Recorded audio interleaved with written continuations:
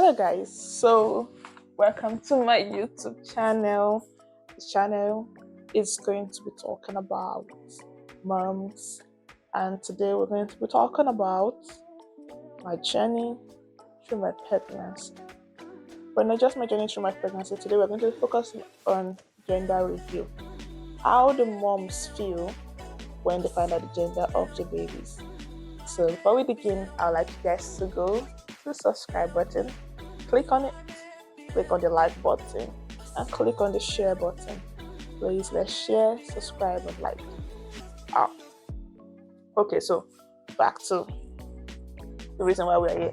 Anyway, so I know I've always had this perspective that every mom, from experience anyways, have different reasons why they want a particular gender, and there's a way. I don't know if for you, because for me there was a different response to my gender review. I didn't throw a party for gender review, but when I went to check and they told me it was a girl, I responded in a very funny manner.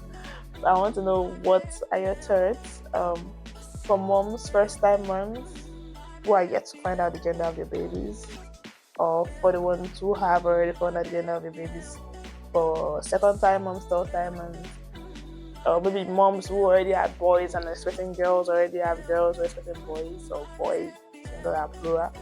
I want to know how you guys responded, how you guys reacted when you found out that the baby you're having is the opposite of what you wanted, gender-wise anyway, or gender-wise.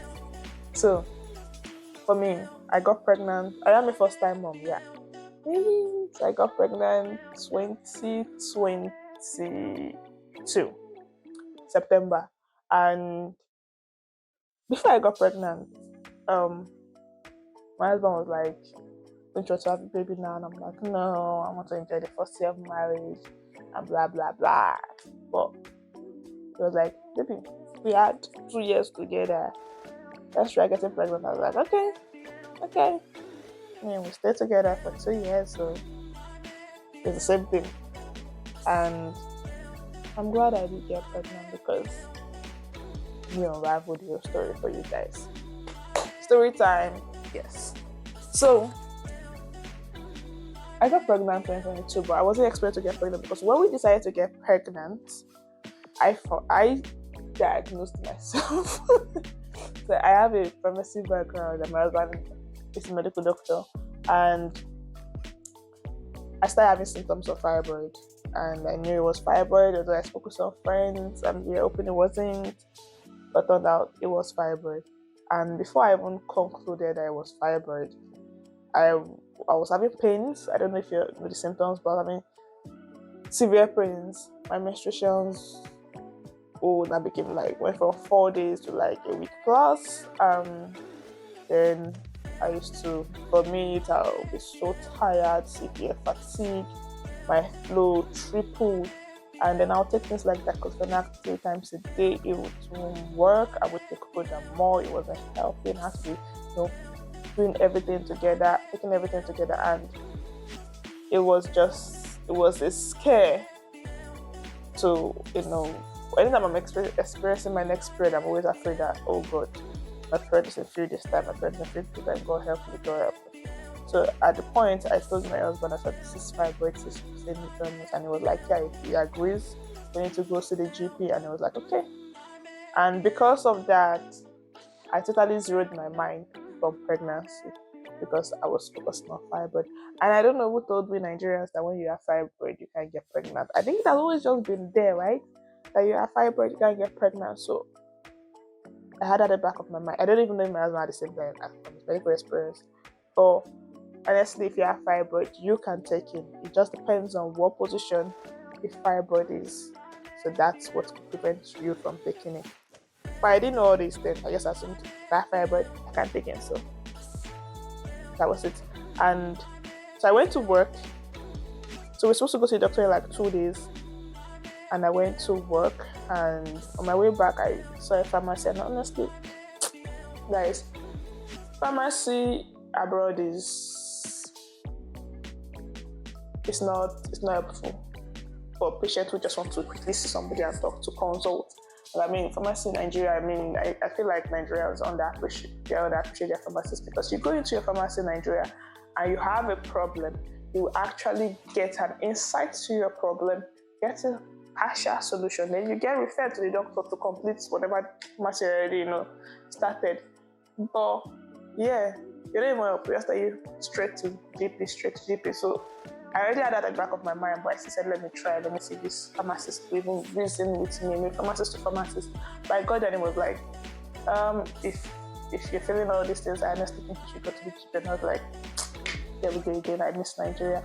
But anyways, I was at the pharmacy and I told myself, with my years of experience, I could tell that these are fibroid symptoms. I just needed a scan to confirm it. And I was leaving, but then it occurred to me that I'm late. And I said, okay, it'd be nice to be late, because I honestly cannot deal with the next menstruation. So with that at the back of my mind, I told myself, let me get a kit. So I did get a kit. And I took it home. I didn't tell my husband, because I got a kit based on, let's just try. And by the time I got home, I didn't even bother to check. I just placed it in the bathroom. And later Saturday evening, I was talking to a big sis and we were chatting. And then I needed to pee, and I went to the restroom. And I saw it and I was like, oh, this is here. I decided to run the test while I was even on the phone to tell you how serious I was about it. And I took a pee and I was looking at the results while I was chatting and chatting, and it came out positive. And I went, Ixis, I'm pregnant. And she was like, what? I said, I'm talking to you and I'm running a pregnancy test. I was talking to you, I was running a pregnancy test. And the result is positive. And she went, yay, I'm the first to know. I'm like, yeah, coincidentally, I was the first to know stuff. And she was like, yeah, and all that. She was excited. And I was like, okay, let me hang up. Let me go and give my husband the news. And guys, I went out and I told my husband, hey guys, I'm pregnant. And they looked at me, I was like, it was more confused. You guys were expecting that he was excited. It was confused because it was like, you brought a kid? I'm like, yeah. You tested? Yeah. Your period was missing? Yeah. And they were like, wow. This was not, because we were supposed to go to the GP the next day. This was not the conversation was supposed to be happening. And I was like, imagine I caught you on camera. You'd have gone viral, thinking that you're a terrible husband who is not excited for his pregnant wife. And we laughed about it because, of course, he was the one that wanted me to get pregnant. I wasn't even registered. It was his luck. It was like, hey, and he was excited, and we were happy that we called everybody. And now, that was how I took in. And it was a good thing that he convinced me to get pregnant, because honestly, would have gone to the GP the next day and would have found out that I had fibroid and would have focused on the fibroid, and that would have been another story entirely, right? So that's a way of talking to us. Anyways, so that was that about I got pregnant. Now let's dive into my gender review. My gender review was supposed to be something that I shouldn't even have bothered about, but I've always had a thing for having a boy first. Guys, I had an awesome childhood. I don't know how to explain to you guys. I think you have to experience it to understand how awesome my childhood was. I had I have two other brothers, and they had fun. And because I was the type to follow them around, they indulged me in all the fun. So I got to have massive fun. I played ball, I played table tennis, I learned how to ride a bike. I would go and drive and borrow cassettes and not return the cassette. I don't know if you guys did it in those days. We were going to borrow cassettes from another neighborhood and they'll be looking for us to return it. We had fun. It was try to build a swimming pool. Like, who tries to do a swimming pool? It was crazy. And I've always wanted that for my daughter, that she will have an elder brother and, she will have that same fun, that I had. Maybe she'll be able to live a different version, but, enjoy our childhood. Because I used to feel like girl children don't really play. They are too culty, tea and all that. We played in our own versions, but I'm sure probably girls who are tomboys understand what I have to say. My brothers I had so much fun that I remember one time I went to my brother's school. I was in primary school, so I went to this secondary staff school to meet him. My mom was supposed to pick us from there. My immediate elder brother needed a keeper because the guy that was keeping had to go home. His parents had come to pick him up. And then so he was bragging, like, my sister can keep, she's good football and blah, blah, blah. And it was raining, guys, and it was sand. And the waves were falling. But because I needed to impress my brother, guys, I was diving left, right, like catching the football, making sure they did not score. I can't remember the score of the match, but I think we finally won. I was so proud. Well, my mom saw me and said, "You're not getting into my car." It was, I was soaked in water, in rain and dirt. She couldn't even imagine me entering a car. Like, it was, I can't even begin to imagine. Then I remember our first ball one time was, you guys remember the health football that used to be very strong, very thick? We were playing football and my brother wanted to pass it to me. That's the first ball. He went to pass the ball to me and he took a shot right to my stomach. And guys, it was painful. But funny enough, my brother just came and was like, "You are strong." I said, "Yes, I'm strong." "You are strong." I said, "I'm strong." "You will not cry." "I will not cry." "You will not tell mommy." "I will not tell mommy." Mommy is listening to the video now. I don't think she ever heard the story. "You will not tell mommy." "I will not tell mommy." "Yes, you dust it. Yes, you dust it." "Audacious." I said, "Audacious." And I didn't cry. I was in so much pain, but I could not cry based on the hyping. So I had to be strong. All the tears that I went to actually went back. I continued playing. I went to bed with the old pain. They woke up maybe a little better and all that. But it was just a whole lot of, I had fun growing up. I had massive fun with my brothers. I played. I did pillow fight and all that. So I always wanted a boy child. And honestly, I think it's easier for a son to make, first children make mistakes. It's always better when they are boys than when they are girls, for that drama with girls and all that. And I learned a lot. I got smart a lot on time compared to my female peers based on my relationship with my brothers, because I had the standard to look up to. Like, if boys were coming to ask me out, then I'd be like, boys never up to be nice, never up to IQ. So because we're not up to my brothers, I will always blow them up. I had something to compare them with. Do you understand? So I wanted the same thing. So I was keen on having a boy first. But that was not just the only thing that got me hooked on having a boy. I think my sister didn't know, she called me and be giving boys name, and it was in my head too. Because I already had a name. My sister was already calling me mommy JJ and all that. Although I finally named my daughter JJ, because I could not just let go of that JJ. Eventually, I had to look for names in J and J for her. But that came because my sister already put the idea in my head. So I was so keen to having a boy. My husband, on the other hand, wanted a girl. So he was looking for a girl's name. I was looking for a boy's name. And I didn't have a problem with even having a girl eventually, because I knew that it could be a girl. But then my dad fell sick. My dad had been sick since 2020. He had been battling cancer, but he had been going off and on. And it would get better and all that, come back home, then go back for a little bit. But December 2022, he got diagnosed again and it was everywhere. And this time it was different. So I think at the back of our minds, all of us knew that, even though we didn't say it out loud, we might just not make it this time around. But my dad would call me and he would talk about beautiful things, about I had a dream and it was a boy that was having, and mind you, I have brothers, but they were really granddaughters of the family. There wasn't a grandson yet, so my dad was so keen about having a grandson. And I think because he was dying, I thought in my heart of my heart, if I could give my dad a grandson, I just needed to, I was so keen about 18 weeks, 20 weeks, because I was so scared every day that I wasn't going to make it the next day. So I really wanted to know the scan, just so I could come back and tell him that it's a boy. That if I could tell him it's a boy, maybe to make him hang on a little bit till I had the baby, maybe he can carry the baby in his arms. I really wanted him to carry the baby in his arms. And I thought that would make him look forward to it in my own head anyway. So I put that pressure on myself to wanting a boy. And it was a different thing when it was a pressure I put on myself based on my fun as a child. But it was a different thing that I really wanted to please my dad.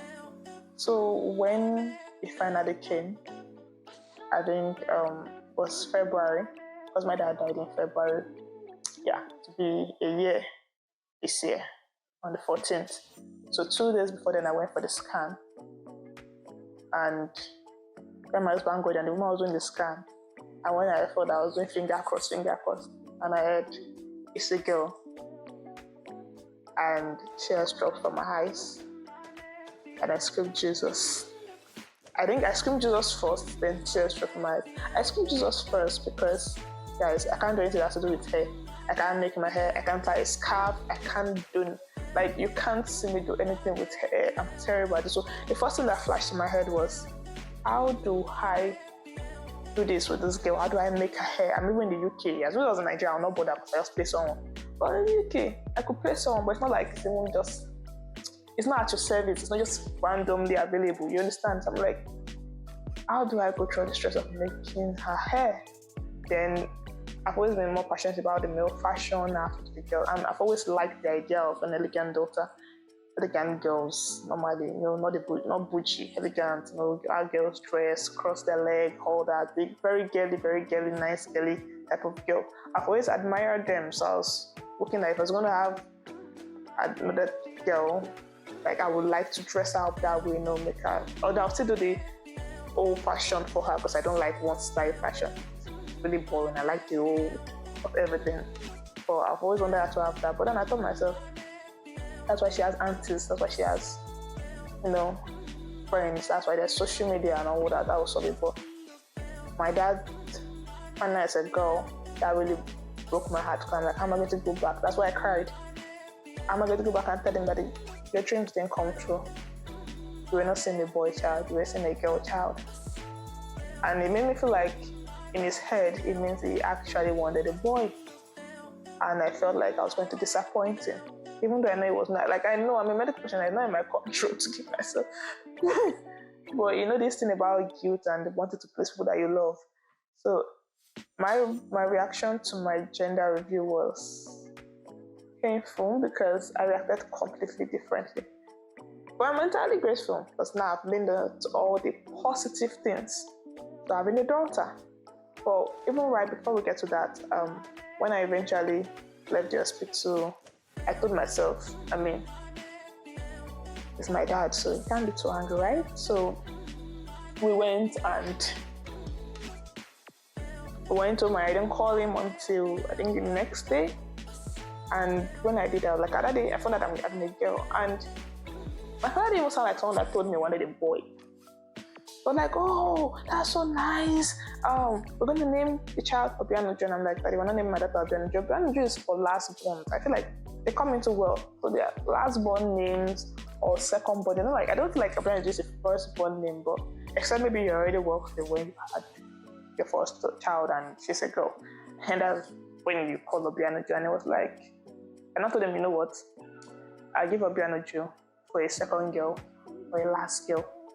We agree. And I was like, yeah, he agrees. And, we all got talking and all that. And, yeah, it was, to make February 14 this year, make it a year. And now that I'm reminiscing on every conversation we had, it was good I told him because, we had a very beautiful conversation on the name for the baby. We spoke about the name they had in mind and my husband had in mind, and we talked and we laughed. And it wasn't even bothered about if it was a girl or a boy. I was just stressing myself. I came back home and I'm like, if I know anything, like now I'm keen about, I'm 100% girl child first because, my dear, I can tell you all this positive thing about having a girl child first. She helps you. She's homely, she's nurturing. When time you have the next baby, they will help. Especially if there's a good gap difference and all that. I'm not saying your boy child can't do all those things, but you have to now start training them. Women, girl children are just more naturally inclined to do stuff like that. And if I've learned anything from my dad's sickness, that's taught me that female children be the ones to take care of you when you are home. Because they're the ones that will leave their job and come stay home with you. They are the ones that will run up and down with you at the hospital or your sick bed. They're the ones that will just go on. Now, male will probably send you money. But it takes a very, depending on how you train your boys, for them to now leave everything and come to you. But girls are naturally just nurturing, just, dive all in. and give it all to their mother, for their father, and do all that. But boys are just mucking into provision. So they will do they are doing their best in their own way. So you can't blame them. It's not just in their nature. Now you have to teach your male child all that for them to turn out that way.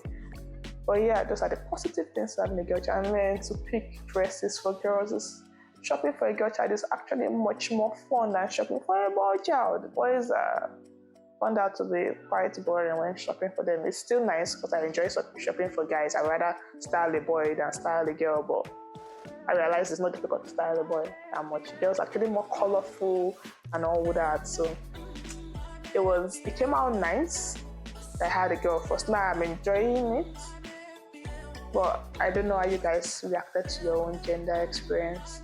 Mine was just more emotional than it should have been because of my dad being sick and we had to go back to tell him. And it turned out okay eventually. Yeah, when I lost my dad, that's supposed to be another topic, how trying it was to be pregnant and to lose someone that you love while you're pregnant and all that. But outside that, my pregnancy was a bliss. I enjoyed my pregnancy. I was prettier through my pregnancy, let me make that clear. My nose didn't get big. I'm still wearing the same shoe size I was wearing. My nose got big towards the end, and my feet got big towards the end. I gained like 10 kg or through. I was 70 and I was 80 by the time I was delivering. So I slid the life out of the pregnancy, and I noticed that my mom too was very pretty during her pregnancy, and so is my sister. So I think it's a family trait thing. I don't know about the second child though. If I look ugly during the second child, what's the food I know? But because I know different children bring different stress and all that, but I slid the life out of my pregnancy, and I'm very grateful to God for that. It didn't stress me that much. Delivery, on the other hand, God came true. That's what I was saying. So if you guys want to hear about my delivery, which was crazy by the way, you guys will have to tune in to the next video. You guys will be expecting all the juice. I won't scare you guys too much really for the upcoming moms or for the moms who are pregnant right now, but I will tell you what happened to me during my own delivery. And it might not happen to you during your own time, but just it might happen to somebody that you know. People have different stories, honestly. I found out during my pregnancy that it takes God's grace to take in. It takes God's grace to carry the child full time, and it takes God's grace to deliver the child and come out on the other side with your child, both mother and child. And it's just a thin line between life and death during delivery room, honestly. It's a very thin line between life and death. And I'm so grateful to God that I came out on the other side with my baby.